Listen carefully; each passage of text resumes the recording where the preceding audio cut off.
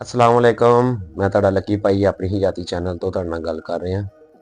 ਯਾਰ ਬਹੁਤ ਸਾਰੇ ਦੋਸਤ ਨਾ ਅਕਸਰ ਪੁੱਛਦੇ ਆ ਕਿ ਯਾਰ ਜਿਹੜਾ 20-30 ਰੁਪਏ ਦਾ ਰੰਗ ਬਰੰਗਾ ਚੂਜ਼ਾ ਹੁੰਦਾ ਇਹ ਕਿੱਥੋਂ ਦਾ, ਮਸ਼ੀਨ ਦਾ ਚੂਜ਼ਾ ਹੁੰਦਾ ਕਿੱਦਾਂ ਨਹੀਂ। ਅਕਸਰ ਇਹਦੀਆਂ ਅਫਵਾਹਾਂ ਉੱਡੀਆਂ ਹੋਈਆਂ ਨਾ, ਬਣੀਆਂ ਹੋਈਆਂ ਇਹਦੀਆਂ ਅਫਵਾਹਾਂ ਕਿ ਇੰਝ ਵਾ ਤੇ ਇੰਝ ਵਾ। ਲੇਕਿਨ ਬੇਸਿਕਲੀ ਵਿੱਚ ਕਈ ਬੰਦਿਆਂ ਨੂੰ ਤਾਂ ਪਤਾ ਵਾ ਤੇ ਕਈ ਬੰਦਿਆਂ ਨੂੰ ਨਹੀਂ ਪਤਾ ਹੈਗਾ। ਜਿਹੜੇ ਬੰਦਿਆਂ ਨੂੰ ਤਾਂ ਪਤਾ ਉਹ ਤਾਂ ਬੰਦੇ ਸਮਝਦੇ ਉਸ ਚੀਜ਼ ਨੂੰ, ਲੇਕਿਨ ਜਿਨ੍ਹਾਂ ਨੂੰ ਨਹੀਂ ਪਤਾ ਉਹਨਾਂ ਨੂੰ ਮੈਂ ਇਹ ਦੱਸਣਾ ਚਾਹੁੰਦਾ। ਕਈ ਬੰਦਿਆਂ ਨੇ ਕਮੈਂਟਸ ਦੇ ਵਿੱਚ ਵੀ ਪੁੱਛਿਆ ਸੀ, ਮੈਨੂੰ ਬਕਾਇਦਾ ਫੋਨ ਕਰਕੇ ਵੀ ਪੁੱਛਿਆ, ਤੇ ਮੈਂ ਉਹਨਾਂ ਵਾਸਤੇ ਇਹ ਵੀਡੀਓ ਬਣਾਈ ਆ ਕਿ ਅਕਸਰ ਇਹ ਚੂਜ਼ਾ ਹੁੰਦਾ ਕੀ ਹੈ। ਇਹ ਚੂਜ਼ਾ ਹੁੰਦਾ ਵਾ ਲੇਅਰ ਨਸਲ ਦਾ। ਲੇਅਰ ਨਸਲ ਤੁਸੀਂ ਸਮਝਦੇ ਜਿਹੜੇ ਵਾਈਟ ਜਿਹੜੇ ਆਂਡੇ ਸਾਨੂੰ ਆਮ ਦੁਕਾਨ ਤੇ ਮਿਲਦਾ ਵਾ ਉਹਦਾ ਉਹ ਨਰ ਹੁੰਦਾ ਵਾ। ਫਾਰਮਾਂ ਤੇ ਪੈਂਦੀ ਆ ਲੇਅਰ ਮੁਰਗੀ, ਸਿਰਫ ਉਹ ਲੇਅਰ ਮੁਰਗੀ ਤੋਂ ਹੀ ਆਂਡਾ ਲੈਂਦੇ ਆ, ਬਗੈਰ ਨਰ ਤੋਂ। ਨਰ ਨਹੀਂ ਉਹਦੇ ਨਾਲ ਕੋਈ ਵੀ ਹੁੰਦਾ, ਠੀਕ ਹੈ ਨਾ। ਨਰ ਤੋਂ ਬਗੈਰ ਉਹਨਾਂ ਅੰਡਰ ਨਾਲ ਪ੍ਰੋਡਕਸ਼ਨ ਉਹਨਾਂ ਨੇ ਲੈਣੀ ਹੁੰਦੀ ਉਹਦੇ ਤੋਂ, ਠੀਕ ਹੈ ਨਾ।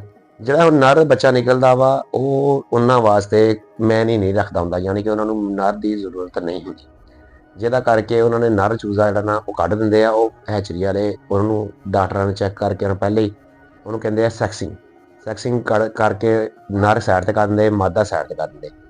ਮਾਦਾ ਜਿਹੜੀ ਆ ਉਹ ਤਕਰੀਬਨ ਜਿਹੜੀ ਵਿਕਦੀ ਆ ਉਹ ਜਿੱਦਾਂ ਇੱਕ ਮਿਸਾਲ ਹੈ 190 120 ਜੋ ਰੇਟ ਹੋਵੇ ਉਸ ਰੇਟ ਦੇ ਮੁਤਾਬਕ ਮਾਦਾ ਦਾ ਰੇਟ ਹੁੰਦਾ ਵਾ ਫਾਰਮ ਦੇ ਹਿਸਾਬ ਨਾਲ। ਜਿਹੜਾ ਨਰ ਹੁੰਦਾ ਉਹਨਾਂ ਵਾਸਤੇ ਉਹ ਫਾਰਗ ਹੁੰਦਾ, ਉਹਨਾਂ ਨੂੰ ਉਹ ਕੌਣ ਖੁਰਾਕ ਪਾਵੇ। ਉਹ ਇਸ ਵਾਸਤੇ ਉਹਨਾਂ ਦੇ ਠੇਕੇ ਹੋਏ ਹੁੰਦੇ ਆ, ਉਹ ਠੇਕਿਆਂ ਦੇ ਹਿਸਾਬ ਨਾਲ ਉਹ ਵੇਚਦੇ ਆ। ਉਹ ਮੁੜ ਕੇ ਅੱਗੇ ਆ ਜਾਂਦੇ ਆ ਵੇਚਣ ਵਾਲਿਆਂ ਕੋਲ, ਉਹ 20 ਰੁਪਏ ਦਾ 30 ਰੁਪਏ ਦਾ ਉਹ ਜਿਸ ਤਰ੍ਹਾਂ ਉੱਥੇ ਠੇਕੇ ਦੇ ਹਿਸਾਬ ਨਾਲ ਉਹਨਾਂ ਅੱਗੇ ਮਿਲਦਾ ਵਾ ਉਸ ਹਿਸਾਬ ਨਾਲ। ਇਹ ਜਿੰਨਾ ਵੀ ਚੂਜ਼ਾ ਰੰਗ ਬਰੰਗਾ ਹੁੰਦਾ ਸਾਰਾ ਹੁੰਦਾ ਨਰ ਸਮਝਦੇ ਕਿ ਨਰ ਹੁੰਦਾ ਵਾ, ਉਹ 'ਚ ਮਾਦੀਆਂ ਨਹੀਂ ਹੁੰਦੀਆਂ।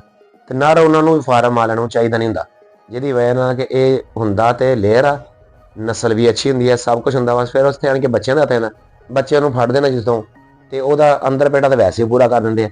ਫਿਰ ਕਹਿੰਦੇ ਦੂਸਰੇ ਦਿਨ ਮਰ ਗਿਆ, ਹਾਲਾਂਕਿ ਨਸਲ ਵੀ ਅੱਛੀ ਹੁੰਦੀ ਹੈ। ਜਾਂ ਟੈਂਪਰੇਚਰ ਦਾ ਕੀ, ਉਹ 1-2 ਚੂਜ਼ੇ ਲੈਂਦੇ ਬੱਚੇ, ਉਹਨਾਂ ਫੜ ਕੇ ਘੁੱਟ ਕੇ ਇਹਨੂੰ ਉਹ ਕਰਕੇ ਬੱਚਾ ਚੂਜ਼ਾ ਪੂਰਾ ਕਰਦੇ।